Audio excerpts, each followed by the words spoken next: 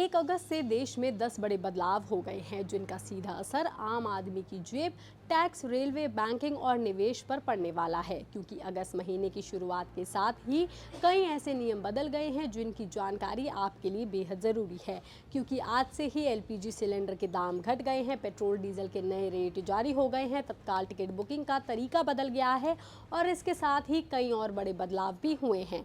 तो देश में आखिर क्या कुछ आज से बदल गया है जिसका असर आपकी जेब पर पड़ेगा, चलिए हम आपको एक एक करके बताते हैं। पहला है कमर्शियल एलपीजी सिलेंडर सस्ता हुआ है। सबसे पहले बात एलपीजी सिलेंडर की। अगर आप होटल, रेस्टोरेंट या किसी दूसरे कारोबार में कमर्शियल गैस सिलेंडर का इस्तेमाल करते हैं तो 1 अगस्त से आपको राहत मिल गई है। सरकारी तेल कंपनियों ने 19 किलो वाले कमर्शियल एलपीजी सिलेंडर की कीमतों में कटौती कर दी है। दिल्ली में इसकी कीमतें करीब 202 रुपये घट गई हैं, जबकि कोलकाता में करीब 209 रुपये की कमी आई है। कटौती के बाद दिल्ली में 19 किलो वाला कमर्शियल सिलेंडर की कीमत 2738 रुपये हो गई है। वहीं कोलकाता में इसका नया रेट 2870 रुपये के पास पहुंच गया है। लेकिन अगर आप घर में इस्तेमाल होने वाले 14 किलो का एलपीजी सिलेंडर लेते हैं तो आपके लिए इस बार कोई बदलाव नहीं हुआ है। घरेलू सिलेंडर के दाम पहले की तरह ही बने हुए हैं। दूसरा बदलाव हुआ है, पेट्रोल डीजल के नए रेट जारी हुए हैं। अब बात पेट्रोल और डीजल की करते हैं। हर महीने की तरह 1 अगस्त को तेल कंपनियों ने पेट्रोल डीजल के नए दाम जारी कर दिए हैं। हालांकि इस बार आम वाहन चालकों को कीमतों में कोई बड़ी राहत नहीं मिली है। दिल्ली में पेट्रोल 102.12 रुपये प्रति लीटर और डीजल 95.20 रुपये प्रति लीटर के भाव पर ही बना हुआ है। हालांकि अलग अलग राज्यों में वैट और स्थानीय टैक्स अलग होने की वजह से आपके शहर में पेट्रोल डीजल की कीमतें कुछ अलग हो सकती हैं।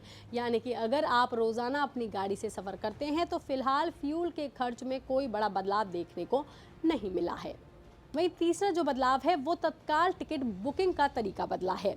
अगर आप अचानक ट्रेन से सफ़र करने का प्लान बनाते हैं और तत्काल टिकट पर निर्भर रहते हैं तो रेलवे का ये बदलाव आपके लिए काफ़ी अहम है क्योंकि 1 अगस्त से रेलवे रिजर्वेशन काउंटर पर तत्काल टिकट बुकिंग के लिए टोकन सिस्टम लागू कर दिया गया है। अब टिकट लेने के लिए यात्रियों को पहले टोकन दिया जाएगा और फिर उसी क्रम के हिसाब से बुकिंग की प्रक्रिया आगे बढ़ेगी। इस बदलाव का मकसद रिजर्वेशन काउंटर पर होने वाली भीड़ को कम करना, धक्का मुक्की जैसी स्थिति को कम करना है। यानी कि अब तत्काल टिकट के लिए पहुंचने वाले यात्रियों की बुकिंग एक तय क्रम के मुताबिक होगी, जिससे पूरी प्रक्रिया को ज्यादा व्यवस्थित बनाने की कोशिश की गई है। चौथा बदलाव, आईटीआर देरी से भरा तो देना पड़ सकता है लेट फी। अब बात इनकम टैक्स रिटर्न यानी कि आईटीआर की करते हैं। अगर आपने अभी तक अपना आईटीआर दाखिल नहीं किया है तो इस बदलाव को बिल्कुल नज़रअंदाज मत कीजिए क्योंकि 31 जुलाई की सामान्य समय सीमा गुजर चुकी है और अब आईटीआर 1 और आईटीआर 2 दाखिल करने वाले पात्र टैक्स पेयर को देर से रिटर्न फाइलिंग करने पर लेट फी चुकानी पड़ सकती है। इनकम टैक्स एक्ट के सेक्शन 23(4)(f) के तहत ये लेट फी 5,000 रुपये तक हो सकती है। हालांकि आईटीआर 3 और आईटीआर 4 दाखिल करने वाले ऐसे टैक्स पेयर जिनके खातों का ऑडिट जरूरी नहीं है उनके लिए रिटर्न दाखिल करने की आखिरी तारीख 31 अगस्त है। यानी कि अगर आपकी आईटीआर की ड्यू डेट निकल चुकी है तो बिना वजह देरी करने से आपकी जेब पर अतिरिक्त बोझ पड़ सकता है। पांचवा बदलाव, CKYC 2.0 का नया सिस्टम शुरू हुआ है। अब बात KYC से जुड़े बड़े बदलाव की।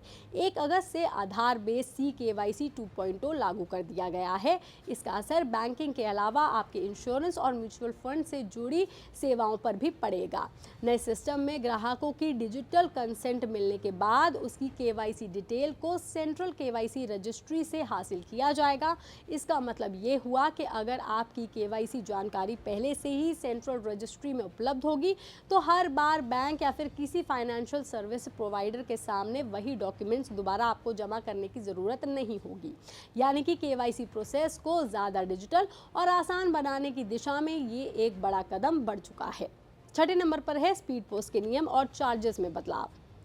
अब बात डाक से जुड़ी सेवाओं की करते हैं। 1 अगस्त से स्पीड पोस्ट में कैटेगरीज और चेंजेस का नया सिस्टम लागू हो गया है। अब आधार card, pan card, passbook, chequebook और इसी तरह के सरकारी या फिर ज़रूरी कागजात को डॉक्यूमेंट्स कैटेगरी में रखा जाएगा, जबकि दूसरी तरह के सामान को यानी कि पार्सल कैटेगरी के तहत भेजा जाएगा। यानी स्पीड पोस्ट से कोई चीज़ भेजने से पहले अब ये समझना ज़रूरी होगा कि वो डॉक्यूमेंट है या फिर कोई पार्सल, क्योंकि उसी आधार पर उसकी कैटेगरी और लागू शुल्क तय होगा। 7वां नंबर है चीनी के स्टॉक पर नई लिमिट। अब बात चीनी के कारोबार से जुड़े बदलाव की करते हैं। 1 अगस्त से शुगर डीलर्स के लिए स्टॉक लिमिट का नया नियम लागू हो गया है। नए नियम के तहत कोई डीलर 30 दिनों से ज़्यादा का स्टॉक अपने पास नहीं रख सकता है। इसके अलावा एक डीलर के पास चीनी का कुल स्टॉक 4000 क्विंटल से ज़्यादा नहीं होना चाहिए। ये व्यवस्था फिलहाल 30 नवंबर 2026 तक लागू है, यानी कि चीनी के कारोबार में बड़े पैमाने पर स्टॉक जमा रखने पर अब सीमा तय कर दी गई है, जिससे बाजार में सप्लाई और कीमतों पर नजर रखने में मदद मिल सके। 8वां बदलाव जीएसटी से जुड़े नियमों में हुआ है। 1 अगस्त से जीएसटी से जुड़े नियमों में भी कुछ बदलाव हो रहे हैं, जिसका सीधा असर कारोबारियों, दुकानदारों और खासकर कि ट्रेडिंग करने वालों पर पड़ेगा। रिपोर्ट के मुताबिक अगर कोई कारोबारी सामान एक जगह से दूसरी जगह पर भेजता है तो अब बिल टू शिप टू वाले ट्रांजैक्शन में सामान जहां भेजा जा रहा है वहां का जीएसटी इन देना जरूरी होगा। इसके साथ ही जीएसटी इन, स्टेट कोड और दूसरी जरूरी जानकारी को भी चेक किया जाएगा। वहीं अब कारोबारी ज़रूरत पड़ने पर ई वे बिल को अपनी इच्छा से बंद भी कर सकेंगे। बता दें, जब कोई कारोबारी जीएसटी के तहत सामान बेचता है तो उस सामान की खरीद बिक्री से जुड़ी जानकारी दर्ज करने के लिए ई इनवॉइस बनाया जाता है। वहीं जब सामान एक जगह से दूसरी जगह भेजा जाता है तो उसके लिए ई वे बिल की ज़रूरत पड़ती है।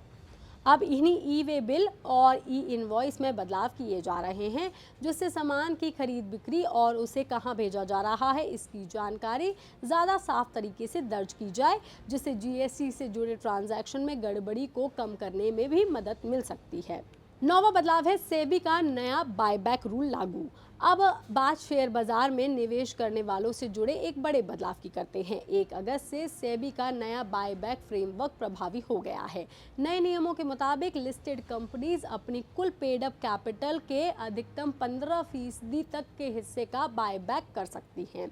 इसके साथ ही बायबैक की पूरी प्रक्रिया को 66 वर्किंग डेज के भीतर पूरा करना होगा। इस बदलाव के पीछे मकसद बायबैक प्रोसेस को ज़्यादा स्पष्ट और व्यवस्थित बनाना है। साथ ही इन्वेस्टर के हितों की सुरक्षा और ट्रांसपेरेंसी बढ़ाने पर भी जोर दिया जा रहा है। यानी कि अगर आप किसी लिस्टेड कंपनी के शेयर खरीद सकते हैं या रखते हैं तो भविष्य में उसके बायबैक से जुड़ी जानकारी देखने समय इन नए नियमों को ध्यान में रखना जरूरी होगा। वही 10वां बदलाव, इस महीने आम लोगों के खर्च पर महंगाई का असर देखने को मिलेगा और महंगाई बढ़ने की आशंका है। मार्केट एक्सपर्ट्स के मुताबिक चाय से लेकर के कपड़े, टीवी, फ्रिज, वॉशिंग मशीन जैसे कई इलेक्ट्रॉनिक सामान तक महंगे हो सकते हैं। दरअसल जियोपॉलिटिकल तनाव के चलते कंपनियों की इनपुट कॉस्ट बढ़ रही है और इसका असर आने वाले दिनों में ग्राहकों पर भी पड़ सकता है। ऐसे में कार से लेकर के रोज़मर्रा में इस्तेमाल होने वाले साबुन तक की कीमतें बढ़ सकती हैं और इसमें 4 से 6% तक बढ़ोतरी होने की आशंका है। यानी कि आने वाले दिनों में आपकी रोज़मर्रा की खरीदारी का बजट थोड़ा और बढ़ सकता है।